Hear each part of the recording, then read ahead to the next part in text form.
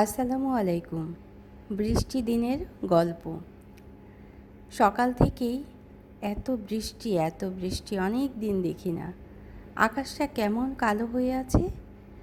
আর বারান্দায় গিয়ে গাছগুলো কিন্তু অনেক সতেজ হয়েছিল দেখলাম। একটু পরিষ্কার করে নিলাম বারান্দাটা, যেহেতু বৃষ্টিতে একেবারেই নোংরা হয়ে যায়। তারপর মাটির গাছের একটু পরিচর্যা করলাম, অল্প সার দিলাম। আর আমাদের বাইরে কনস্ট্রাকশনের কাজ চলছে, সারা দিন আওয়াজ আর আওয়াজ। ভয়েসটা দেওয়ারও সময় পাই না। আকাশটা এত কালো হয়ে আছে, এই বৃষ্টিগুলো সবই আমাদের উপরে পড়বে। অনেক দিন প্রচণ্ড গরম ছিল, গরমের পরে বৃষ্টি ভালোই লাগছে। তবে যারা বাইরে যাচ্ছে তাদের জন্য কিন্তু অনেক কষ্ট হয়ে যাচ্ছে। এই যে সারাদিন কনস্ট্রাকশনের কাজ চলছে, এরাও কিন্তু এই বৃষ্টির মধ্যেই সারাদিন কাজ করছে।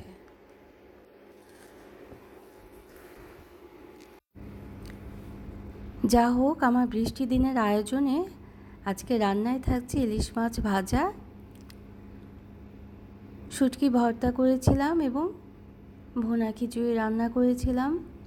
তো ইলিশ মাছ ভাজাটা আমি যেভাবে করি, খুব ভালোভাবে প্রথমে ধুয়ে পরিষ্কার করে নেওয়ার পর পানিটা মুছে নেই।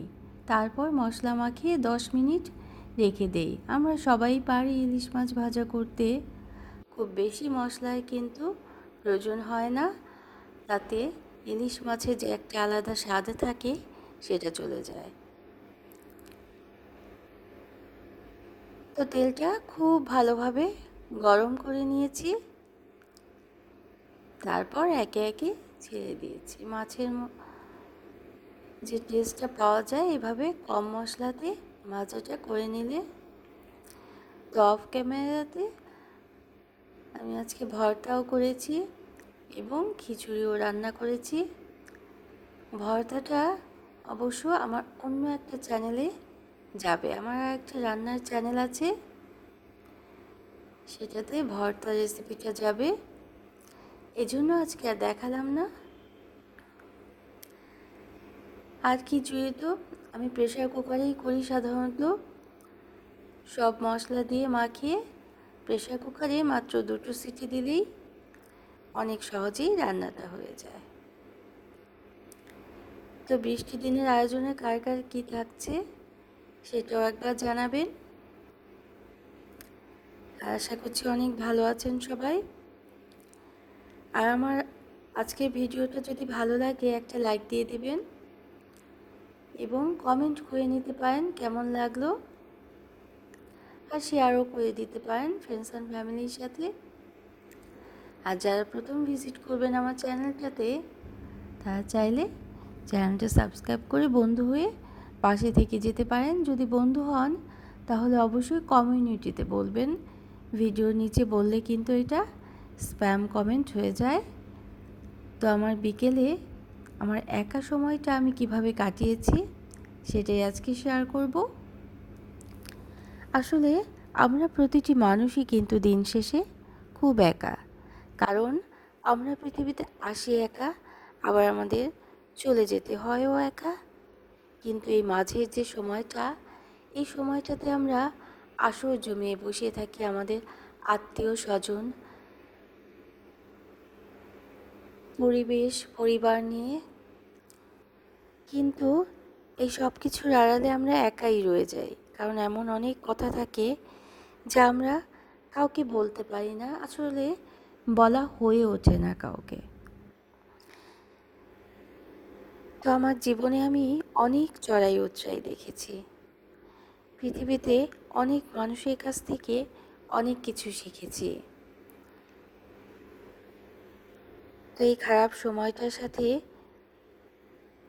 আমি যখন মানিয়ে নিতে পারি না, তখনই আমার একা থাকার সময়টাতে আমি এভাবে সময়টা কাটাই। একাকিত্বে ভোগা কিন্তু ভালো না, কিন্তু একাকী সময় কাটানো ভালো। তো আমার আজকে একাকী সময় কাটানোর সঙ্গী 1 কাপ চা, বই, বৃষ্টি। সবসময় কিন্তু আমি দুধ চা খাই না, আমি সাধারণত গ্রিন টি খাই। তো আজকে বৃষ্টির সাথে দুধ চাটা হয়ে গেল। আর আমার বারান্দার পরিবেশটা কেমন হলো, বারান্দা সাজানো কেমন হলো, এটাও জানাতে পারেন।